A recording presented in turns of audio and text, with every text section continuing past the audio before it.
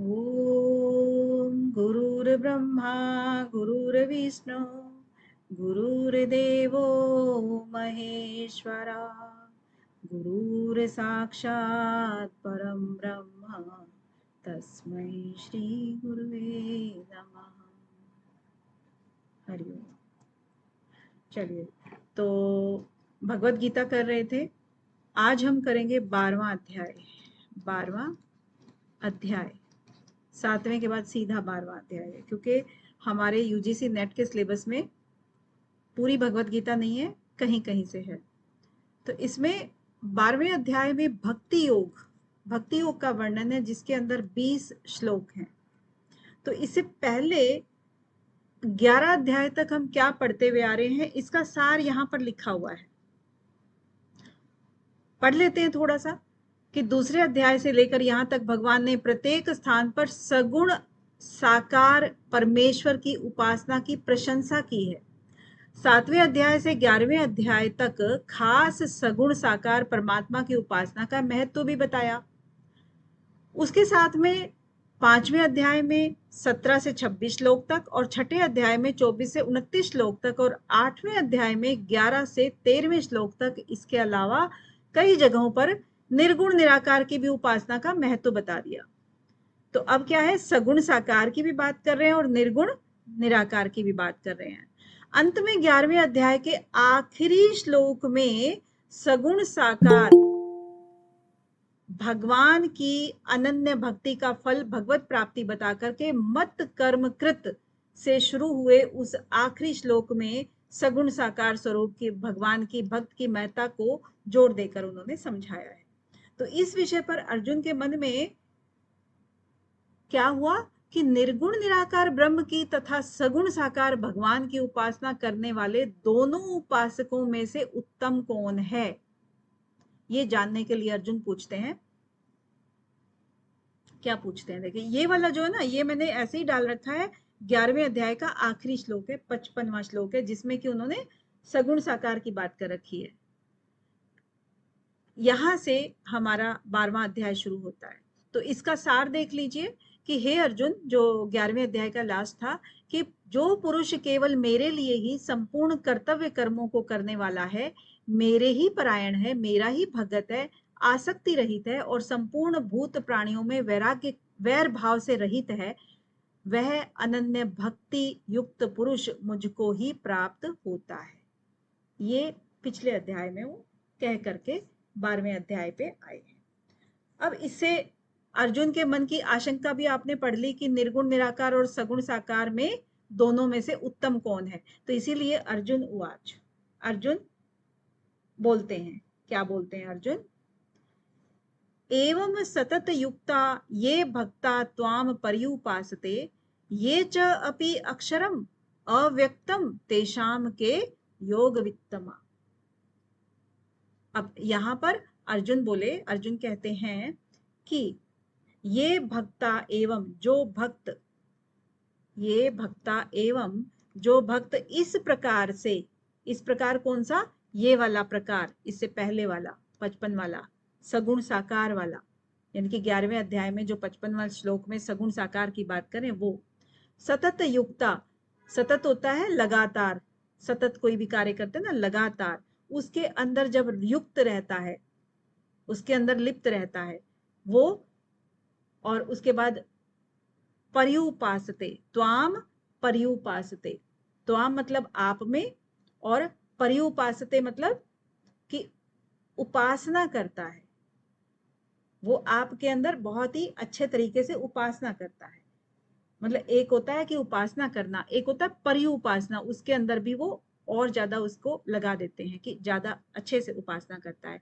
ये च अपि अक्षरम, तो जो, यानी कि और उसके बाद बात शुरू करते हैं च से, ये अपि अक्षरम, और जो ये अविनाशी है, अक्षर है जो नष्ट नहीं होता है, अव्यक्तम जो निर्गुण निराकार है, जो व्यक्त नहीं होता है, यानी कि जो दिखाई नहीं पड़ता है वो, तेषाम के योगविता, तेषाम मतलब उन दोनों में से उत्तम योगवेता, तेषाम के मतलब उनमें से, दोनों में से कौन सा योग वित्तम, उत्तम कौन है, योग में उत्तम कौन है, कौन सा उत्तम योग है, कौन कौन सा, सगुण साकार को भजने वाले या निर्गुण निराकार को भजने वाले। क्लियर है ना। एवं सतत युक्ता ये भक्ता त्वाम पर्युपासते ये च अपि अक्षरम अव्यक्तम तेषाम के योग वित्तम। ठीक है। अब आगे है अर्जुन, सगुण और निर्गुण उपासकों की श्रेष्ठता विषयक प्रश्न के उत्तर में भगवान क्या निर्णय देते हैं, फिर उसको क्या कहते हैं ये आगे बताया गया है कि मयि आवेश्य मनः ये माम नित्य युक्ता उपासते श्रद्धाया परया उपेता ते में युक्तमा मता। यानी कि मयि मनः, मयि मनः यानी कि जो मेरे मन, मुझ में, यानी कि मयि यानी कि मुझ में मन को लगा करके, आवेश्य मन को लगा करके, ये माम यानी कि ये जो भक्त हैं ये मेरे नित्य युक्ता उपासते, नित्य युक्त ही उपासना करते रहते हैं। यानी कि ये जो भक्त हैं ये मुझ में मन को लगा करके नित्य ही युक्त हो करके मुझ में श्रद्धा रखते हैं, मुझको उपासना करते हैं। मेरी श्रद्धा परया उपेता यानी कि श्रद्धा से युक्त हो करके, उपेता मतलब युक्त हो करके, श्रद्धा उसके अंदर होती है वो हो करके, और परया मतलब परम, परम श्रद्धा, परम परम तरीके से यानी कि उत्तम तरीके से युक्त होकर के, श्रद्धा रख करके, ते में युक्तमा मता, और वो ते में मतलब वे मेरे मत में युक्त उत्तमा यानी कि उत्तम योगी होते हैं। ठीक है। मयि आवेश्य मनः ये माम नित्य युक्ता उपासते श्रद्धा परया उपेता ते में युक्तमा मता। ठीक है। आगे बोल रहे हैं कि पूर्व श्लोक में भगवान ने सगुण उपासकों को सर्वश्रेष्ठ योगी बताया। किसको सर्वश्रेष्ठ योगी? सगुण उपासकों को सर्वश्रेष्ठ योगी बताया। इस पर यह प्रश्न हो सकता है कि क्या निर्गुण उपासक सर्वश्रेष्ठ योगी नहीं है क्या? क्योंकि एक चीज को अगर हम श्रेष्ठ बताते हैं तो दूसरा अपने आप ही निकृष्ट हो जाता है उससे, उस पदवी से। ठीक है। तो ये क्या कहते हैं आगे, इसका संधि विच्छेद देख लेते हैं। ये तु अक्षरम अनिर्देश्यम अव्यक्तम पर्युपासते सर्वत्र गतम अचिंत्यम च कूटस्थम अचलम ध्रुवम सन्नियम इंद्रियग्रामम सर्वत्र संबुद्धया ते प्राप्तनुवन्ति माम एव सर्वभूत हिते रता। अब यहां पर क्या कह रहे हैं? तो उसे मतलब और, यानी कि अब आगे बात शुरू कर रहे हैं। और ये मतलब जो योगी होते हैं उनकी बात कर रहे हैं अपने। अक्षरम, अक्षरम मतलब जो अक्षर नहीं होता है वही ना, और जो अनिर्देश्यम और जिसका कोई निर्देश नहीं किया जाता है, यानी कि देखने में जो नहीं आ सकता है वो। अव्यक्तम जिसको कोई देख नहीं सकता है ना, जो व्यक्त नहीं होता है, अंतर्ध्यान जैसे होता है।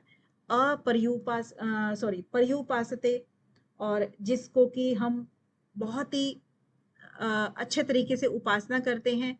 सर्वगतम यानी कि जो सभी जगह रहने वाला है, सभी जगह जाने वाला है वो। सर्वत्रगम यानी कि सभी जगह में जो परिपूर्ण है।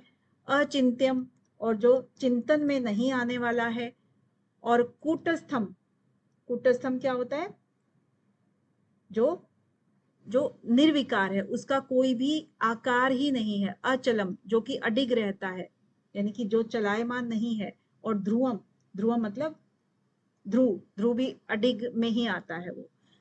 संनियम, संयम क्या होता है कि अच्छी तरह से संयम किया हुआ, यानी कि वश में किया हुआ। किसको? इंद्रिय ग्रामम, इंद्रियों के जो समूह हैं, उनके विषय हैं, उनको अच्छी तरह से वश में किया हुआ। सर्वत्र संबुद्धया, और संबुद्धया मतलब संबुद्धि वाला, सर्वत्र मतलब सब जगह से संबुद्धि वाला जो मनुष्य होता है वे। ते प्राप्नुवंती, तो वे जो है ना प्राप्त हो जाते हैं। किसमें? माम, मुझ में प्राप्त हो जाते हैं। एव सर्वभूत हितेरता, जो कि सभी प्राणियों के हित में प्रीति रखते हैं, वो मुझको ही प्राप्त हो जाते हैं। अब इसमें देखिए कितने सारे शब्द इन्होंने बताए हैं कि जो मनुष्य इंद्रियों के समुदाय को भली भांति वश में कर लेते हैं, सन्निम्य इंद्रिय ग्रामम, सर्वत्र समबुद्ध है, सभी ओर से अपनी बुद्धि को सम किए हुए जो रहते हैं। अब यहाँ पर अक्षरम, अनिर्देश्य, अव्यक्तम, पर्युपासते, सर्वत्रगम, अचिंत्यम, कूटस्थ, अचलम, ध्रुवम, इस तरह से इन्होंने कितनी चीजें कर दी? 8 तरह के इन्होंने गुण एक तरह से गीता बता दिए हैं कि जो मान लीजिए अचिंत्यम है, मतलब मन बुद्धि में उसका विषय जिसका नहीं होता है, चिंता करने वाली, मतलब जो जिसका हम चिंतन कर ही नहीं पाते हैं, ठीक है। और सर्वत्र गतम, यानी कि सभी देश काल जितनी भी चीजें होती हैं वहां पर जो भी हो, सभी जगह जाने वाला। अनिर्देश्यम, अनिर्देश्यम क्या होता है? जो कि वो बताया ही नहीं जा सकता, यानी कि भाषा हो, किसी भी भाषा में हो, हम उसका वर्णन ही नहीं कर सकते, वो है निर्देशम, ठीक है। जो न देखने में आने वाला, हम क्योंकि कोई भी चीज देखने में आती है उसी को तो हम बता सकते हैं ना, लेकिन ये चीज हम किसी भी भाषा में बता नहीं सकते हैं, ठीक है। और कूटस्थम क्या होता है? कि जैसे कोई निर्विकार चीज है, एक रस है, या देश काल वस्तु आदि में रहते हुए भी वो सदा वैसा ही रहता है, तो वो कूटस्थ है, मतलब वैसे का वैसा है। तरह तरह के जैसे जो चीज कहें हम, तो वो किसी भी तरह का कोई भी प्रभाव आ जाए उसके कोई भी विकार उत्पन्न नहीं होता है। अचलम, अचलम मतलब जो चलायमान नहीं होता है वो, यानी कि प्रकृति को है, प्रकृति चलायमान होती है, परिवर्तनशील होती है, लेकिन ये परिवर्तनशील नहीं होता है। ध्रुवम, ध्रुवम भी मतलब जिसकी सत्ता हमेशा रहती है, ध्रुवम वो होता है। तो सारे आ गए ना, इसमें सभी चीजें आ गई हैं। अक्षरम मतलब जिसका अक्षर नहीं होता है, यानी कि क्षय नहीं होता है। अव्यक्तम जिसको व्यक्त नहीं होता है, वो अंतर ध्यान ही रहता है, मतलब वो वैसे प्रकट नहीं होता है। और पर्युपासते मतलब उसकी किस तरह से निर्गुण उपासकों के समान ही जिसकी पूजा होती है। तो ये आपके जो गुण हैं, इनके बारे में क्या कहते हैं आगे, कि अर्जुन के प्रश्न के उत्तर में भगवान ने क्या किया फिर, कि दूसरे श्लोक में सगुण उपासकों को सर्वश्रेष्ठ बताया, तीसरे चौथे श्लोकों में निर्गुण उपासकों को अपनी प्राप्ति की बात कही। अब दोनों प्रकार की उपासनाओं के अवान्तर भेद और उनकी कठिनाई और सुगमता का वर्णन हम आगे के 3 श्लोकों में करते हैं। अब यहाँ पर समझने वाली बात क्या समझ में आई आपको? एंग्री जी, आपको कुछ समझ में आया कि क्या कह रहे हैं ये? एंग्री जी, एंग्री तो नहीं हो गए आप? चलिए, जानवी जी आपको समझ आया कि ये जो चीजें हैं ये सगुण साकार के बारे में बात कर रहे हैं, कि जो ईश्वर है इसका मतलब है इसके कुछ ना कुछ गुण बताए गए हैं, तो गुण है तो सगुण हो गया, ठीक है। अब ये जो सगुण साकार इनको भक्त क्यों प्रिय हैं, वो यहाँ पर इसीलिए प्रिय हैं इनके, क्योंकि हम देखते हैं कि कभी भी निर्गुण, अगर कोई निर्गुण निराकार होगा, निर्गुण और निराकार की बात करें, सोचने समझने में यही आता है कि निर्गुण निराकार जो है वही श्रेष्ठ होता है, क्योंकि हम सगुण को तो हमें छोड़ना पड़ता है। लेकिन जब हम ध्यान की अवस्था को स्टार्ट करते हैं तो सबसे पहले हमें सगुण से ही स्टार्ट करना होता है। सगुण के बिना निर्गुण की कल्पना ही नहीं कर सकते आप, इसीलिए इसको सर्वश्रेष्ठ बताया है, ठीक है। अब कहने को बहुत लंबी चौड़ी इसकी व्याख्या हो सकती है, लेकिन अपने पास समय की कमी के कारण सिर्फ इतना ही समझ लीजिए कि सगुण के बाद ही निर्गुण की प्राप्ति होती है। आगे आता है कलेश मैम जी। इसमें ये कह सकते हैं ना कि सगुण फर्स्ट स्टेज है और फिर मतलब निर्गुण के लिए वो स्टेज दिया गया है कहा जाए तो। हाँ हाँ हाँ, निर्गुण ब्रह्म की प्राप्ति के लिए सगुण से होकर गुजरना पड़ता है, स्टेज 1 उसी को आप लगा लीजिए, ठीक है। तो अब गुड इवनिंग मैम। जी जी, गुड इवनिंग अनीता जी। हमारा 12वां अध्याय चल रहा है भगवत गीता का, और नेट जेआरएफ के हिसाब से ही हम चल रहे हैं आगे। तो अब इसमें 5वें श्लोक में क्या कहते हैं कि क्लेशः अधिकतरः तेषाम् अव्यक्तासक्तः चेतसाम् अव्यक्ता ही गति दुःखम देह वद्भिः अवाप्यते। तो यहाँ पर क्या कह रहे हैं कि अव्यक्तासन चेतसाम, यानी कि अव्यक्त में जो अव्यक्त होता है उसमें जो चित्त रखते हैं, उसमें चित्त की आसक्ति वाले जो पुरुष होते हैं, तो वो क्या है, तेषाम, यानी कि उन साधकों को, जो तेषाम मतलब ऐसे वाले जो साधक होते हैं उनको, कलेश है, कलेश मतलब कष्ट, और अधिकतर है मतलब अधिक कष्ट, यानी कि उनको अधिक कष्ट मिलता है। अब अधिक कष्ट कैसे मिल सकता है उनको, कि उनको अधिक परिश्रम करना पड़ेगा, उनको करना पड़ेगा कि निर्गुण ब्रह्म कौन है, कभी उन्होंने देखा नहीं, सुना नहीं, समझा नहीं, उनके गुण नहीं पता है। गुण, क्योंकि पहले क्या है, किसी भी चीज के लिए आसक्ति जब होती है तो उसको सुन करके ही होती है ना, कि वो कैसा है, रंग में कैसा है, आकार में कैसा है, वो सब चीजें सुन करके होती है आसक्ति। जब आसक्ति ही नहीं होगी तो वो ध्यान कैसे लगाएगा, तो इसीलिए उसको ज्यादा कष्ट होता है। अव्यक्ता ही गति, और अव्यक्ता यानी कि जो अव्यक्त विषय जो होते हैं उनकी गति जो है वो दुखम देह विद्धि, यानी कि जो देह अभिमानियों के द्वारा जो कि अव्यक्त की जो साधना करते हैं उनकी गति कठिनता से फिर वो अव्यापित मतलब प्राप्त की जाती है उनकी, यानी कि जो एकदम से निर्गुण निराकार का ध्यान करेंगे उनके अंदर कठिनाइयां आएंगी, दुख आएंगे। कहने का तात्पर्य यही है, क्योंकि उनको पता ही नहीं होगा कि उनको ध्यान लगाना कहाँ है। ठीक है, आगे बढ़ते हैं। कहते हैं कि ये तू सर्वाणी कर्माणि मयि सन्न्यस्य मत्परा अन्येन एव योगेन माम ध्यायन्त उपासते।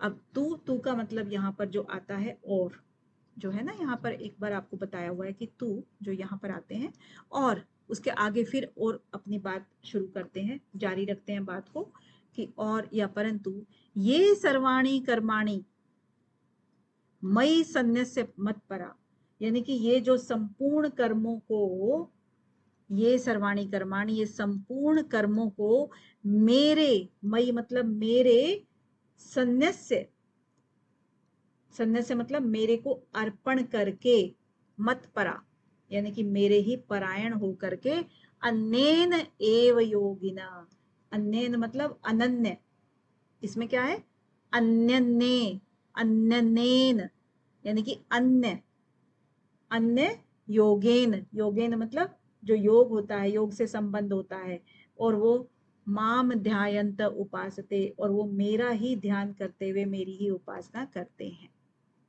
कहते हैं कि ये तू सर्वाणी कर्माणी, तू को हम पहले ले लेंगे इसका वो करते समय, यानी कि परंतु कह दोगे या और कह दोगे इसको, और ये सभी संपूर्ण कर्मों को मेरे अर्पण करके, मत्परा यानी कि मेरे परायण हो करके, अन्यन्य योगेन, और जो अन्यन्य मतलब जो योग संबंध से जितने भी हैं, ये माम मेरा ही ध्यान करते हुए मेरी ही उपासना करते हैं, ये कह रहे हैं यहाँ पर। उसके बाद आगे है कि तेषाम अहम सम ऊर्धता मृत्यु संसार सागरात भवामी नचिरात पार्थ मयि आवेशित चेतसा। तो तेषाम अहम, अब हे पार्थ, पार्थ को संबोधित करते हुए कहते हैं कि जो मुझ में, यानी कि जो मुझ में चित्त लगाता है, मई आविशेष आवेशित चेतसाम, जो मुझ में ही चित्त लगाता है, उस की बात कर रहे हैं, उस योगी की बात कर रहे हैं। क्या कि तेषाम अहम, उन भक्तों को मैं समूर्धता, उनको क्या करता हूं, उद्धार करने वाला, यानी कि उनका उद्धार करता बन जाता हूं, उद्धरता। मृत्यु संसार सागरात, यानी कि मृत्यु रूपी संसार सागर से मैं उसको उद्धार करा देता हूं। भवामी नचिरात, तो नचिरात मतलब शीघ्र ही, और भवामी मतलब वही है आपका, करा देता हूँ, बन जाता हूँ, उनका उद्धार करता बन जाता हूँ। ठीक है, तेषाम अहम समुद्धरता मृत्यु संसार सागरात भवामी नचिरात पार्थ मई आवेशित चेतसाम। तो यहाँ पर क्या है, जो मुझ में ही हमेशा चित्त लगा करके रखते हैं, वो उनको मैं उद्धार कर देता हूं। किस तरह से, संसार सागर से पार करा करके। अब देखिए, भगवान ने दूसरे श्लोक में सगुण उपासकों को श्रेष्ठ योगी बता दिया। छठे और सातवें अध्याय में ये बात कही कि ऐसे भक्तों को मैं शीघ्र ही उद्धार कर देता हूं। इसीलिए अब भगवान अर्जुन को ऐसा श्रेष्ठ योगी बनने के लिए पहले 8वें श्लोक में समर्पण योग रूप साधन का वर्णन करके फिर 9वें, 10वें और 11वें श्लोक में क्रमशः अभ्यास योग, भगवत कर्म योग और सर्व कर्म फल त्याग रूप साधनों का वर्णन कर देते हैं। आगे क्या कह रहे हैं, कह रहे ना यहीं पे, मयि एव मनः आधस्त्व मयि बुद्धिम निवेश्य निवशिष्यसि मयि एव अतः ऊर्ध्वम न संशय। यानी कि मयि एव मन, यानी कि मुझ में ही मन लगा करके, मयि एव मन आधस्व, यानी कि मुझ में ही मन, आधस्व मतलब स्थापना करके, तू मेरे अपने मन को मेरे अंदर ही स्थापना कर दे। मयि बुद्धि में निवेश, और मुझ में ही अपनी बुद्धि को निवेशित कर दे, यानी कि प्रविष्ट करा दे। और निवेश्यसी मई, और इसके बाद तू मुझ में ही निवास करेगा। एव अतः ऊर्ध्वम न संशय, और इस तरह से जो तू ऊर्ध्वता को प्राप्त होगा, यानी कि जो तू मुझ में ही निवास करेगा, ये इसमें कोई भी तेरे को संशय नहीं होना चाहिए, इसमें कोई भी संशय नहीं है। यानी कि मई एव मन आधस्व, यानी कि अपने मन को तू मुझ में ही स्थापित कर, और मई बुद्धि निवेश, अपने बुद्धि को मेरे अंदर ही लगा दे, और इस तरह से जब तू करेगा तो मेरे अंदर ही निवास करेगा, इसमें कोई संशय नहीं है। ठीक है, आगे, अथ चित्तम समाधातुम न शक्नोषि मयि स्थिरम अभ्यास योगेन ततः माम इच्छत आप तुम धनंजय। अब धनंजय यानी कि हे धनंजय, आगे क्या कहना है कि यदि तू अथ चित्तम समाधातुम, यानी कि ये जो अगर, अथ मतलब इस प्रकार से जो मैंने कहा है ना, इस तरह से तू चित्त को, अपने मन को मुझ में समाधातु, यानी कि स्थिर कर देगा, अर्पण कर देगा, उसके अंदर विलीन कर देगा। न शक्नोषि, तो इस तरह से अपने आप को तू समर्थ नहीं मानता है तो क्या कहेगा, मई स्थिरम, तो यानी कि मेरे अंदर जो स्थिर करेगा, यानी कि अक्षर जो है ना आगे पीछे है ना, तो इनका अर्थ बताने में आपको एक बार को समझ नहीं आता है, लेकिन जब पूरी तरह से पढ़ेंगे तो आएगा। अथ चित्तम समाधतुम न शक्नोषि मयि स्थिरम। न शक्नोषि मतलब कि अगर तू अपने आप को समर्थ नहीं मानता है, ठीक है, इसको एक कर देंगे, यानी कि अपने चित्त को तू मुझ में स्थिरम मतलब स्थिर कर पाने में, या अचल होने में, चलायमान न होने में, है ना, अचल होने में, अगर अपने आप को स्थिर नहीं मानता है अभ्यास योगेन, तो फिर ततः, तो फिर क्या कर हे धनंजय, अभ्यास, यानी कि उस अभ्यास योग के द्वारा ही तू ततः माम इच्छ आपनु, यानी कि मेरी प्राप्ति की इच्छा कर। ठीक है, धनंजय को कह ही रहे हैं, क्या कह रहे हैं कि अथ चित्तम समाधतुम मयि स्थिरम न शक्नोति, ये ऐसे पढ़ेंगे इसको। तो अगर अपने चित्त को तू मुझ में स्थिर करने में, और क्या है, अर्पण करने में अगर तेरे को कुछ कठिनाई आ रही है, समर्थ नहीं मानता है, तो इसका क्या इलाज है? अभ्यास योगेन तू, फिर उसका ततः उसका अभ्यास योग से ही तू कर, उसके द्वारा ही तू मेरी प्राप्ति की इच्छा कर। ठीक है, ये कहना चाह रहे हैं। अब अभ्यास की बात इन्होंने करी है कि यदि तू ये अभ्यास करेगा तो अभ्यासे अपि असमर्थः असि मत कर्म परम भव मदर्थम अपि कर्माणि कुर्वन् सिद्धिम अवाप्स्यसि। अब अभ्यास से इन्होंने एक उपाय बताया, अभ्यास। अगर तू अभ्यास यानी कि जो योग का अभ्यास था उसमें भी असमर्थ है, अगर उसमें भी तू अपने आप को असमर्थ पाता है, तो असी मतलब अगर उसमें भी असमर्थ पाता है, तो फिर क्या करना है? मत कर्म परम पर भव, यानी मत कर्म परम भव, यानी कि मेरे लिए कर्म करने के परायण हो जा। यानी कि जो भी हो रहा है भगवान के अर्पण करता जाके ना, कि कर्म कर और नेकी कर कुएं में डाल, वो वाला है कि उसके फल की इच्छा नहीं करनी। तो मत कर्म परम भव, यानी कि मेरे लिए ही कर्म करने के परायण हो जा। मदर्थम अपि, और मेरे लिए ही उसका अर्थ हो, यानी कि मेरे लिए ही उन कर्मों को करता हुआ। यहां तक मदर्थ अपि कर्माणि कुर्वन्, और मेरे ही लिए ही तू अपने कर्मों को करता हुआ सिद्धिम अवाप्स्यसि, सिद्धि को प्राप्त हो जा, यानी कि सिद्धि को प्राप्त होगा। ठीक है, अभ्यासे अपि असमर्थः असि मत कर्म परम भव मदर्थम अपि कर्माणि कुर्वन् सिद्धिम अवाप्स्यसि। क्लियर है? यानी कि अभ्यास से अगर बात नहीं बनी, पहले उन्होंने अभ्यास को बताया, अभ्यास से बात नहीं बनी तो किस चीज को करने के लिए कहा? मत कर्म परम, यानी कि मेरे लिए कर्म करने का परायण ले ले, यानी कि जो कर्म करता है भगवान के लिए अर्पित करते जाओ, वो वाला दूसरा उन्होंने उपाय बताया।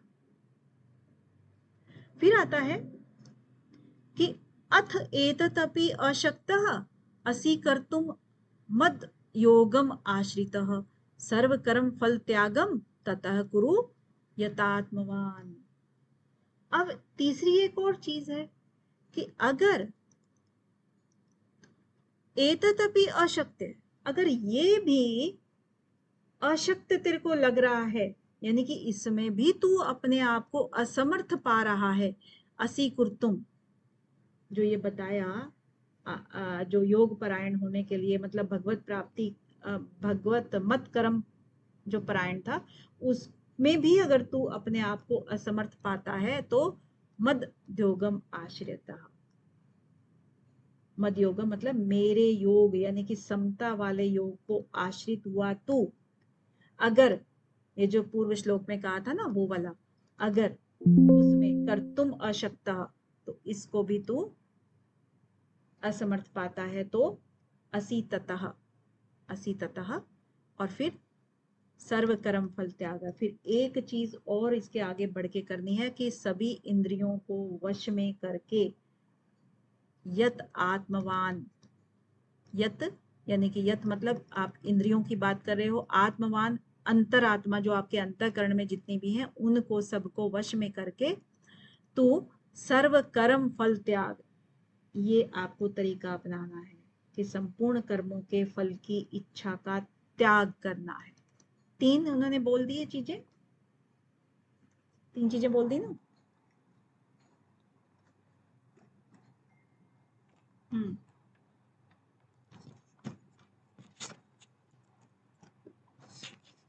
तो अब भगवान ने 8वें श्लोक से 11वें श्लोक तक एक साधन में असमर्थ होने पर दूसरा, दूसरे में असमर्थ होने पर तीसरा, और तीसरे साधन में असमर्थ होने पर चौथा साधन बता दिया। इससे ये शंका हो सकती है कि क्या अंत में बताया गया सर्व कर्म फल त्याग साधन सबसे निम्न श्रेणी का है, क्योंकि उसको सबसे अंत में कहा है, तथा भगवान ने उस सर्व कर्म फल त्याग का कोई भी फल भी नहीं बताया। इस शंका का निवारण करते हुए भगवान सर्व कर्म फल त्याग रूप साधन की श्रेष्ठता का तथा उसका फल बताते हैं। देखो कोई भी ना इसमें शंका छूटती नहीं है, एक शंका होती है तो भगवान उसका निवारण अपने आप ही कर देते हैं। श्रेय ही ज्ञानम अभ्यासात, ज्ञानात ध्यानम विशिष्यते, ध्यानात कर्म फल त्याग है, त्यागात शांति अनंतरम। अभ्यासात, अभ्यासात क्या था? अभ्यास से, ज्ञानम मतलब जो शास्त्र ज्ञान हमने लिया है, तो अभ्यास से क्या है? शास्त्र का ज्ञान श्रेष्ठ है, ठीक है, श्रेय श्रेष्ठ है। और ज्ञानात, ये वाला ज्ञानम है ना, अभ्यास, श्रेय ही ज्ञानम अभ्यासात। अब अभ्यास से आप इसका क्रम बना के चलना, अभ्यास से क्या श्रेष्ठ है? ज्ञान श्रेष्ठ है, यानी कि शास्त्र ज्ञान की बात कर रहे हैं यहाँ पर, शास्त्र ज्ञान वो श्रेष्ठ है। अब शास्त्र ज्ञान से क्या श्रेष्ठ है? ज्ञानात ध्यानम विशिष्यते। अब शास्त्र ज्ञान से ध्यान जो है वो विशिष्ट है, यानी कि श्रेष्ठ है। और ध्यानात कर्म फल त्याग है, और ध्यान से श्रेष्ठ क्या है? कर्म फल का त्याग, कर्म फल त्याग, ये श्रेष्ठ है। और उसके बाद त्यागात शांति अनंतरम, तो कर्म फल का त्याग है, यानी कि सभी कर्मों के फल की इच्छा का त्याग श्रेष्ठ हो गया। उसके बाद, और क्योंकि त्याग से ही तत्काल क्या मिल जाती है? परम शांति की प्राप्ति मिल जाती है, शांति ही अनंतरम, यानी तुरंत ही जैसे ही हमने त्याग किया किसी चीज का, तो उसी से हमें परम शांति मिल जाती है।